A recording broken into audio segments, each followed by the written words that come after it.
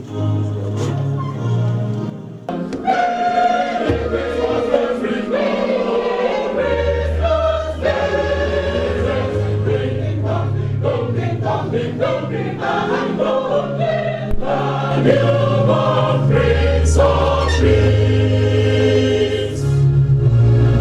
you.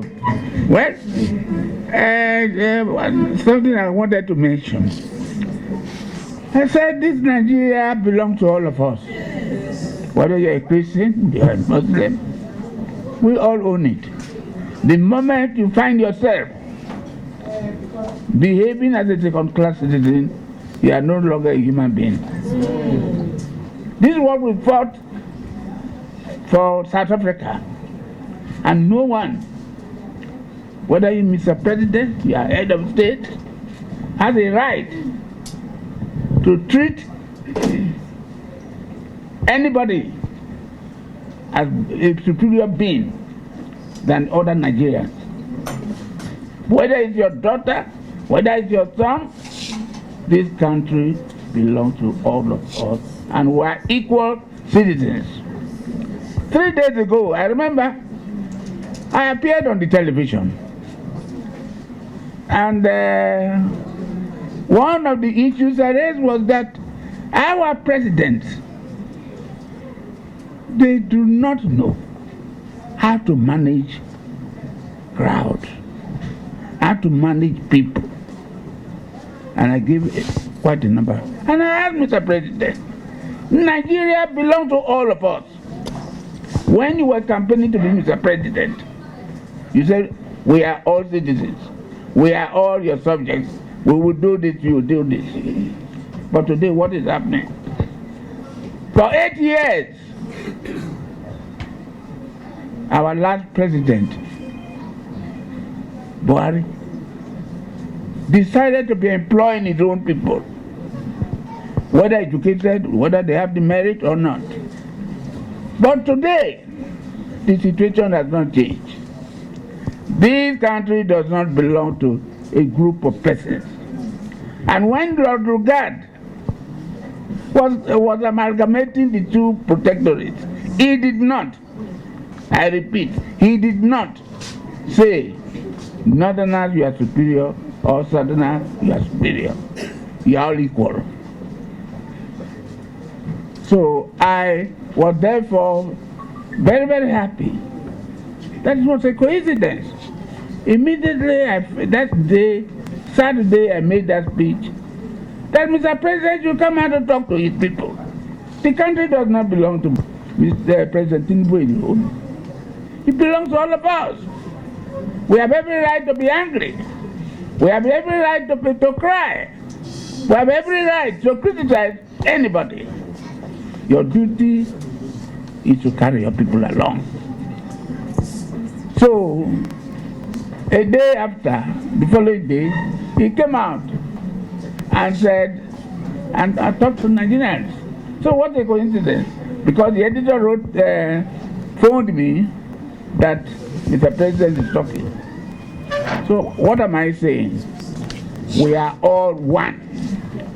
Whether you are in Southeast, whether you are in Southwest, whether you are Northwest, you are Northeast, North Central, or Southeast, or South-South, we are all Nigerians. So once again, I'm appealing to you that the church should preach more of oneness of Nigeria than anything else. Thank you very much. They didn't understand. From the very beginning, when God created man, God gave man a big space in the Garden of Eden. And God gave him the full opportunity. Nothing. He gave him dominion and power to control everything that was in the world at that time. It was presented in the garden. And said to him, every animal in the garden at your disposal. Any name you call anyone became his name. have dominion over the fish of the waters, the animals in the bush, the vegetation in the forest. You are free to do everything. But he said to him, the fruit of that tree in the middle of the garden, the tree of good knowledge and evil, you shall not eat of it. The day you eat of that fruit, you will die. And we all know what happened from the Bible. We are told the tempter came, the serpent, and started to lure the woman and said, eat that fruit. We all know that anything you ask anybody not to touch, from that day, that thing begin to hungry that person. If you say, don't cross that road, don't go that place, don't sit on that chair, don't drink mineral inside fridge. If you sit down, mineral start to hungry him. So, man's eye was on that tree. And he saw a leeway when the tempter came and said, come and taste of this fruit. The woman said, no, they tell us make we not eat them more. Say, who tell you so? Say, they tell us any day we eat and we go die. Or you chop and make I see whether you go die. Quickly, the woman took from the tree and ate. She did not die. She was still breathing. Say, I tell you, you don't die now. And kept some for the husband. But of a truth, the very day that woman ate from that fruit, she started dying spiritually. Because the image of God in man became mutilated and corrupted. And disobedience, which is the very core of what God does not want, entered into human history. And man fell out of favor with God. The Bible says that man sinned and the glory of God was removed from him. Man that was created in the image of God, in his own likeness, man that was enjoying fellowship with God, union, communion with him, that the closeness between man and his maker was not far. Man could hear the voice of God. Man could interact with God.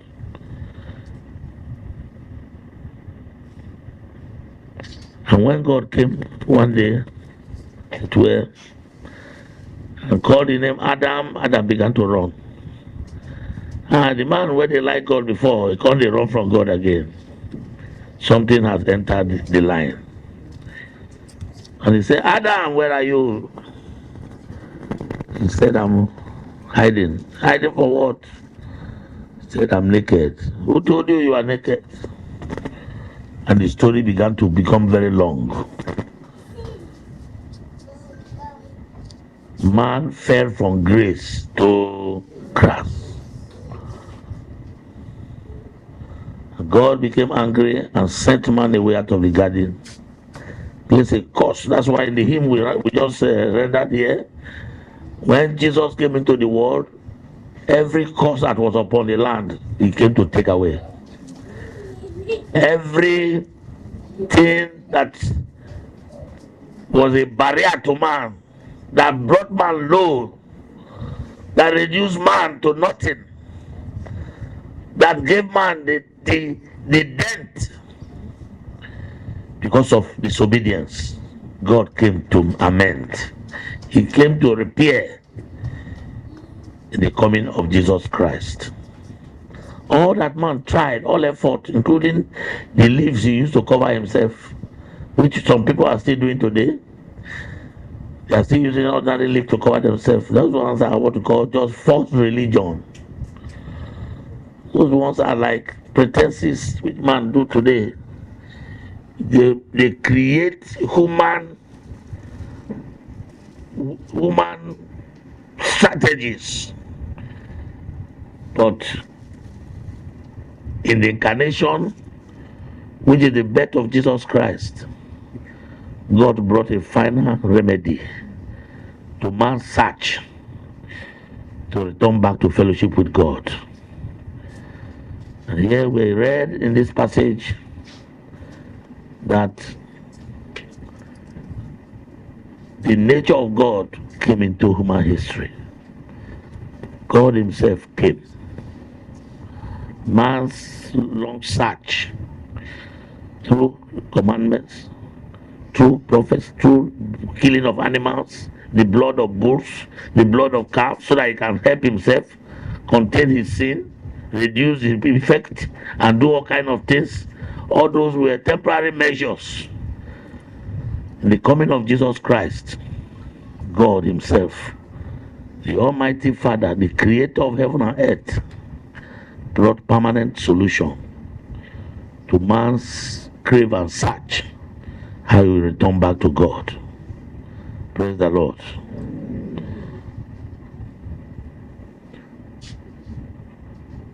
Today, man can live forever. That life that was terminated in the garden because of disobedience, for man cannot inherit the kingdom of God with a life of disobedience, a life of sin, a life of wickedness. But in Christ, man can be redirected back to God, and the fullness of his life he can have again. Praise the Lord. Jesus came in the incarnation.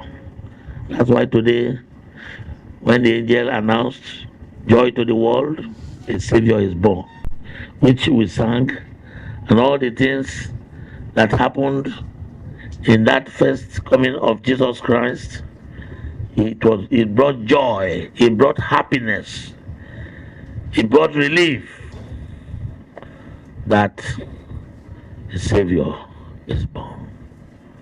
A Savior is born. When the angel came to Mary and said, "You are favored, you are blessed," you look at him. What type of greeting is this?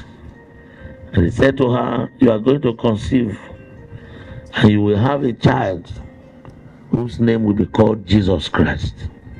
He will save the world from their sins." And the angel, having made this announcement, the woman began to wonder, say, "How can this be, since I'm not married?" And he said, "The Holy Spirit will come upon you, will overshadow you.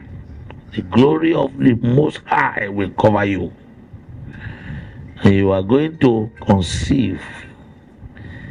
Because the child you are going to born, a special child. Naturally, conception comes about as a result of interaction between a man and a woman. But in the birth of Christ, the Holy Ghost came upon that lady. It was not born out of human effort. Praise God.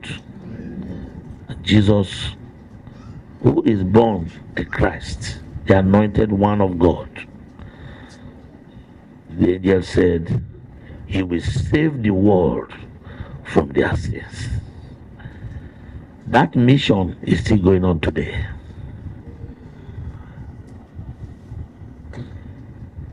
Literally, when he came into the world, his own did not accept him. They recognized him not.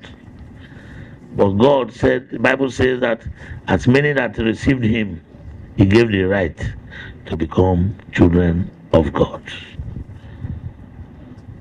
Today, as we celebrate the birth of Christ, as Christians of today in Nigeria, what is the implication?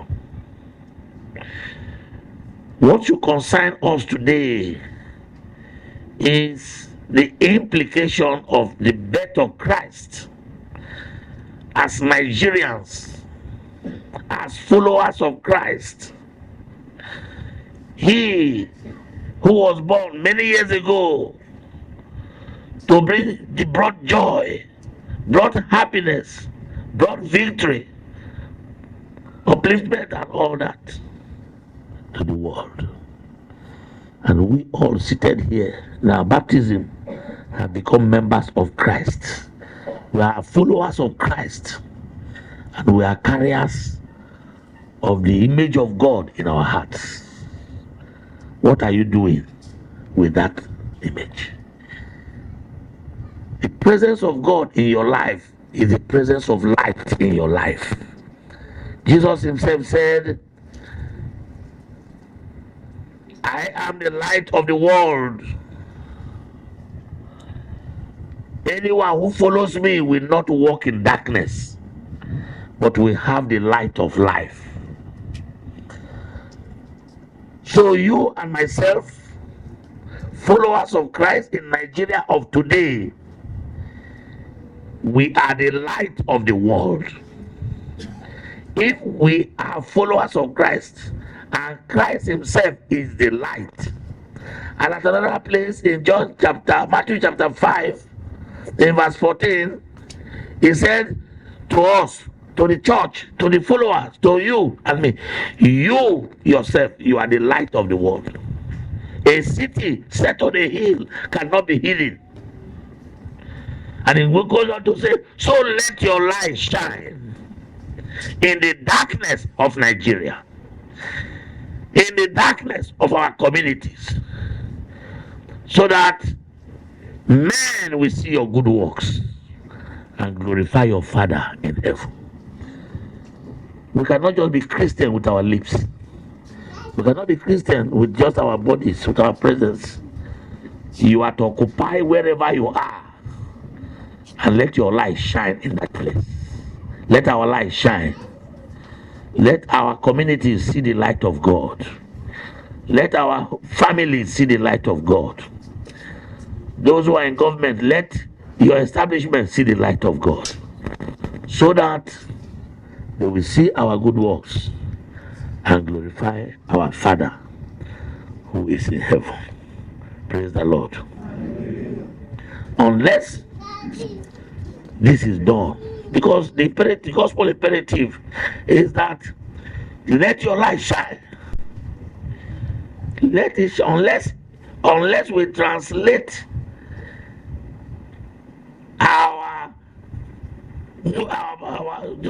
it's not just reading what you read, translate it to action. Then we are just like people who waste their time. In this Christmas, let the light of God shine. In this Christmas, let men see the light of Jesus. Herod was struggling. He will soon see. When he heard that the king was born, he said, who is that? You want to take my place? Like people now, look at them. They are ready to struggle in everywhere. 2027 is coming. He began to kill every child all over the place, thinking that they'll come and struggle with his human throne. Jesus is not interested in any human throne. He sits in the throne of the hearts of men. When Jesus is seated in the throne of your heart, he will control your life. If Jesus is sitting at the helm of affairs of our country, he will dominate our affairs in great deeds, deeds of love, actions of that should reflect. Today, he is calling you and me. Say, you are now carriers of the light of God. Let our celebration not just be in dancing and jumping, but it should be in reality carrying the light of Jesus to everywhere he sends us. The light of God is shining. And lastly, he said the light shines in darkness, and the darkness cannot do what? Cannot comprehend it. Theologically, it means it cannot overcome it. Darkness cannot overcome it. We pray today that whatever reflects, whatever represents darkness in our country, that is making us to have a stunted growth in Nigeria, the light of God will expel them. Amen. So that Nigeria can germinate. Amen. Nigeria can wake up. Nigeria can walk. Nigeria can run. Amen. Nigeria can do things like other nations. The light of God will shine, and the darkness. I told them in the church today that even a spark of matches, a spark in a big house like this, if you stand here and spark of matches, they will know that light has come. A spark. I'm not talking about a full fire. You are a spark. Me, a spark. You spark. You spark. You spark. You spark. We pray today that whoever is sitting on the country and will not allow our country to emerge, God will take them aside. And let the government of Jesus Christ, of course the angel said the government will be upon his shoulder, so that our leaders will take a cue, we take counsel, we take advice, we take their bearing from the government, where Jesus is the Prince of Peace, and our country will be better. We have so much, we don't have any reason to cry. So much resources, so much in abundance. We have oil, we have gold, we have everything. Look at now, more have been discovered. And as the more we discover, the more we plunge ourselves into poverty. God will deliver our country. Let the light of Jesus shine, so that the darkness looming large over us will be expelled. And all of us will emerge. Our children will be happy. Generation upon generation will grow. In the name of God the Father, and of the Son. By your permission and by your leave, I'm glad to sit down, because maybe I'll have better comfort to say one or little statements with my feeble voice, which doesn't sound or bounce like it used to be in those years.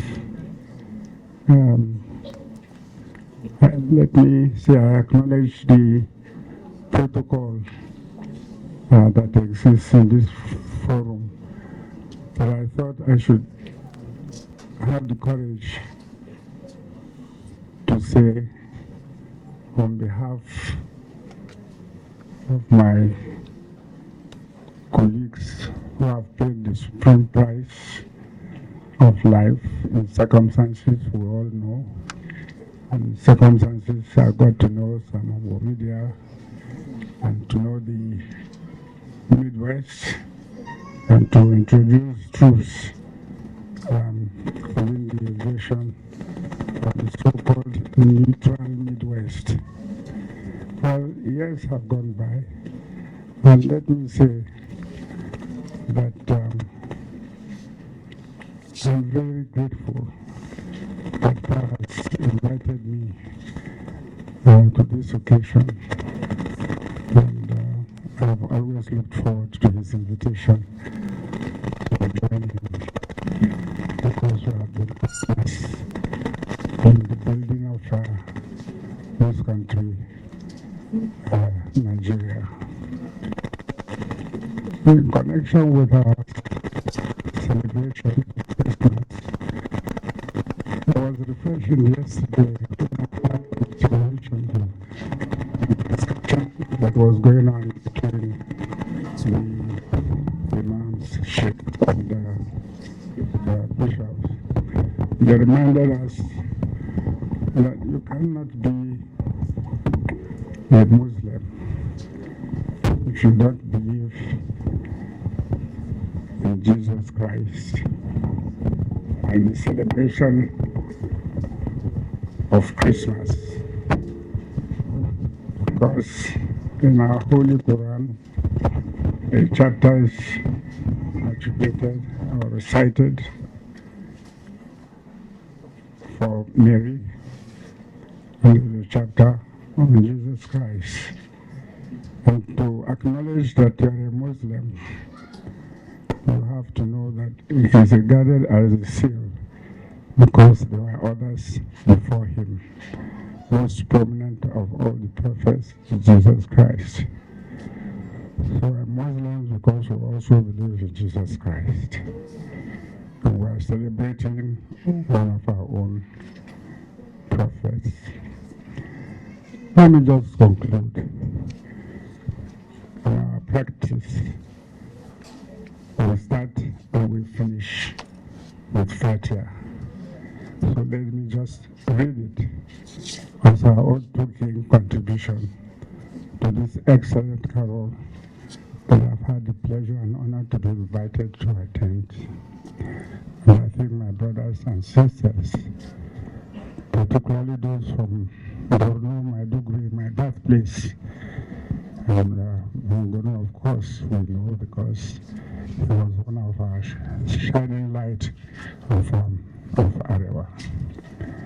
So I contribute by saying, we say Fatiha, Bismillah ar-Rahman ar-Rahim, Alhamdulillah Rabbil Alameen, Ar-Rahman ar-Rahim, Maliki Yawmiddin, Iyyaka na'budu wa iyyaka nasta'in, Ihdina as-siratal mustaqim, siratal ladzina an'amta alayhim ghayril maghdubi alayhim wad-dallin.